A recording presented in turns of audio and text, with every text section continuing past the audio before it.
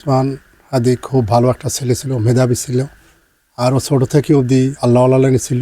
নেসারাবাদ মাদ্রাসা লেখাপড়া করছে, এরপরও বিশ্ববিদ্যালয় লেখাপড়া করছে। এই ইসলামের জন্য আজকে সে কথা বলতে যাইয়া, দুনিয়া আখেরাতের জন্য কথা বলতে যাইয়া তার দুনিয়া থেকে বিদায় হইতে যে হইল।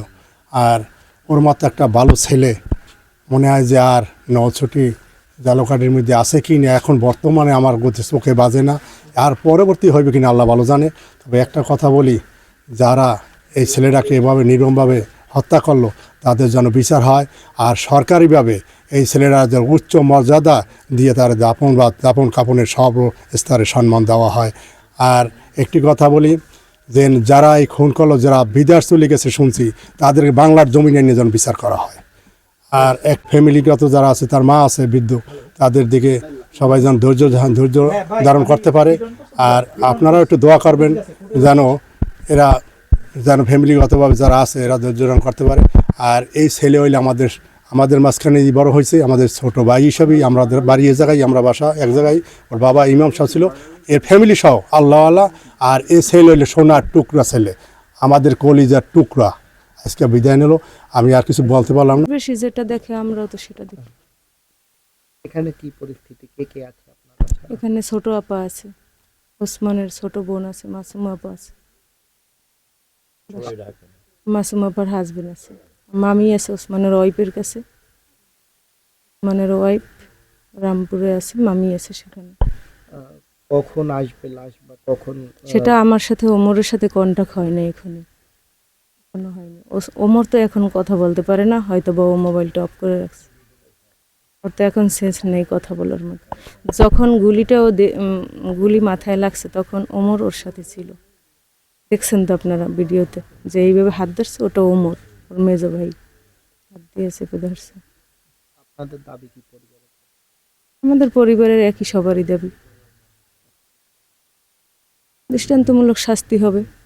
সে নাকি গুলি দিয়ে ইন্ডিয়া চলে গেছে শুক্রবারই, তাকে দেশে আনবে, তাকে হত্যার বিচার করা হবে।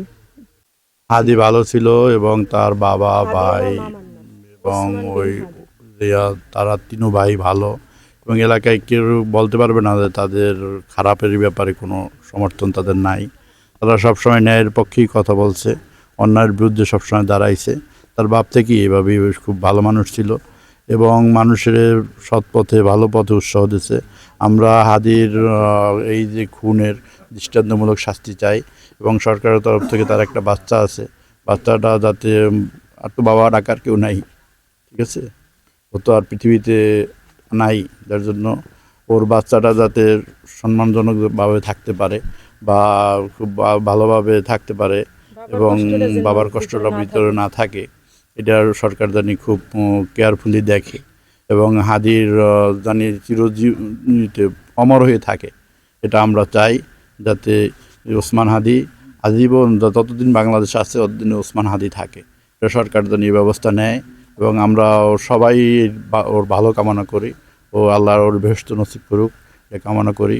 ও ভালো থাকুক, এটা ওর সব মাগফিরাত কামনা করি। এবং আপনারাও দোয়া করেন যাতে ওর পরিবার, ওর মা, বৃদ্ধ মা আছে এবং ওর বোন, সবাই যেন এই শোকটা কাটাই উঠতে পারে।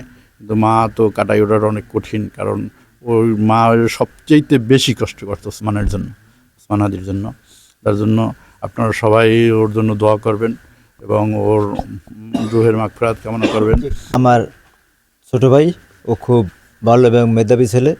তারা 3 ভাই 3 বোন, খুবই ভালো এবং এলাকার লোকের সাথে খুবই ভালো সম্পর্ক। তারা ইসলামিক মাইন্ডেড ছিল এবং যারা নামাজ পড়তো না তাদেরকে বুঝিয়ে নামাজ পড়াইতো তাদের বাবা। এবং সে নসিরি সিনিয়র মাদ্রাসার ভাইস প্রিন্সিপাল ছিল, খুব ভালো লোক। এবং ওসমান হাদি যখন নেসারাবাদ মাদ্রাসায় পড়ালেখা করতো, কিন্তু যখন নসিটি আসতো ছোট বড় সকলের সাথে সালাম দিয়ে কথা বলতো এবং সকলের সাথে মিশতো। এবং নসিটি একটা পল্টন আছে, পল্টনের জুতা খুললে একেবারে স্বাভাবিক নর্মাল মানুষের নাহান বসে তারপর চা খাইতো। এই যে ছোট ভাইয়ারা আছে এদের সাথে খুব মজা আনন্দ করতো।